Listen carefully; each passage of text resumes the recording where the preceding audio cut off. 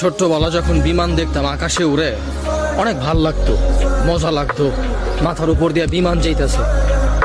আর এখন যখন ওই বিমানে উঠছি তখন বুঝতে পারছি যে কতটুক যন্ত্রণাদায়ক এই বিমান। বিমান বাহির থেকে অনেক সুন্দর লাগে, ভিতরে বসলে এই বিমান মার কাছ থেকে সন্তানের আলাদা করে দেয়, সন্তানের কাছ থেকে বাবার আলাদা করে দেয়, বন্ধুর কাছ থেকে বন্ধুর আলাদা করে দেয়, ভালোবাসার মানুষের কাছ থেকে ভালোবাসার মানুষরা আলাদা করে দেয়, আত্মীয় স্বজনের কাছ থেকে নিজের আলাদা করে দেয়।